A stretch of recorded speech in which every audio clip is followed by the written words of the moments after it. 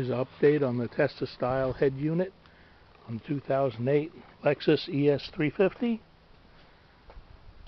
We just came back from a 1,600-mile trip from New Jersey, and it's the first time we really used the map function on this unit, and it worked very well. It uses the cell phone. If you don't have a cell phone, it's not going to work.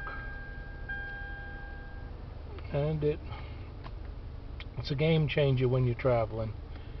You glance down and you can see the map so well,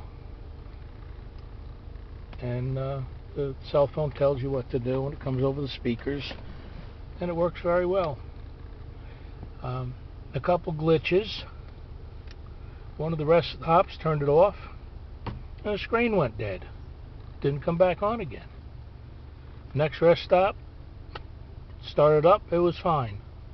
Didn't do that again. Just did it the once. So it's one of the odd things about this machine. But one thing that didn't work very well was the charger. Had it hooked up to these connectors here, and it would keep it from going dead, but it wouldn't charge the cell phone once it got down. Just not enough oomph in the thing. I'm going to put a new one in. Just ordered it from Amazon.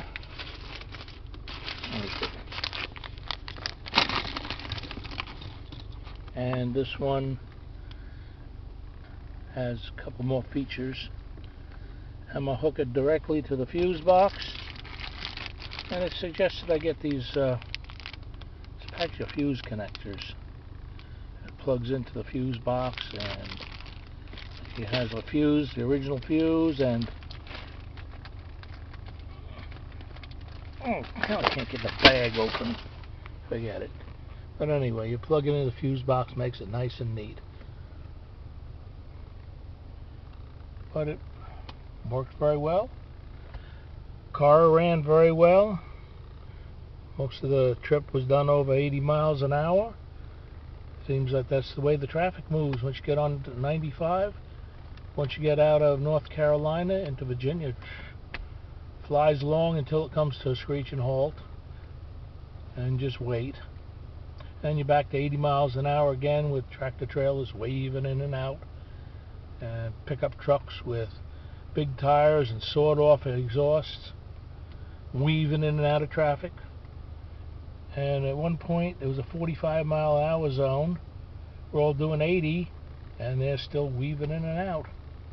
And you hear the tires howling and the exhaust rumbling, and there they go. I thought it was just a North Carolina phenomenon. But let's see, it's nice installation. It's just plugged right in. It was plug and play. And this, I had to replace this when I took out the old unit. It just disintegrated on me. A new one from Lexus was like $250. A Chinese one for $50. It'll be fine. It'll last as long as the car does. Got 200,000 miles on it now. I don't expect it to get more than 500,000 or 600,000.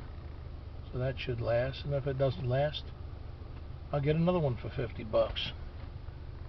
But this is so much better than the original GPS unit. The original GPS unit, you had to stop at the side of the road and push buttons for 10 minutes and just keep pushing buttons until it finally decided to take you where you wanted to go. But it's always outdated. Updated it every year, but they keep changing the roads, and you cannot travel anywhere these days without a GPS. The signs are all down. You got road construction, and you see the road construction, they have the lane change and everything, cones up and down all over the place, and no construction vehicles in sight. They stopped the project and just left it. And it's the same all the way up and down, back and forth.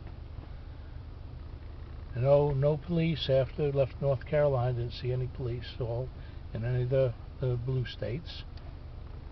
And coming back same way. At least traffic moved right along, and the car without a hitch cruised all day at 80. And that's pretty much it. And later on, I'm going to replace that charger. Now, I never had to use the function where it connects anything up to the computer in the unit. The Blu-ray Bluetooth works fine, but the buttons and the heat works good. And it's funny, it's 73.4. It's 6. Amazing how little, but just up and down when you feel warm or cold. That works fine. Had a lot of trouble at first, but I called in over WeChat to Hong Kong, and those guys got it going.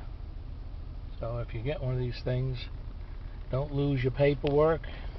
Oh, hey, I got a bunch of paperwork on it, and factory code and the Bluetooth code,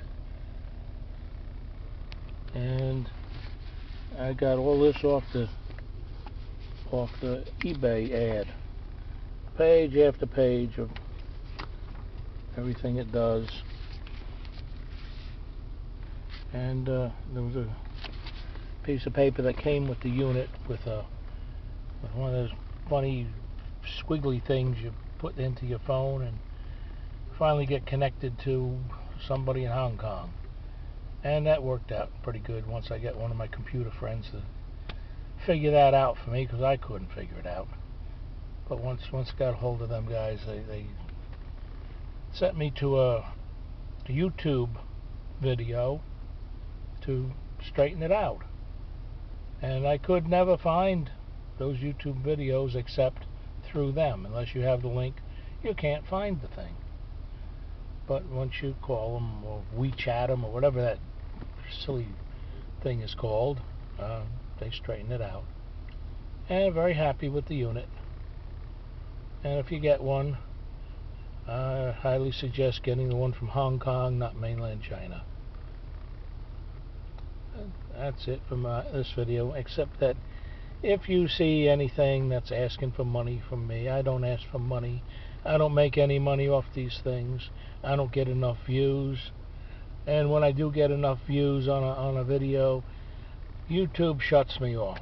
I had one video, I thought it was going to go viral.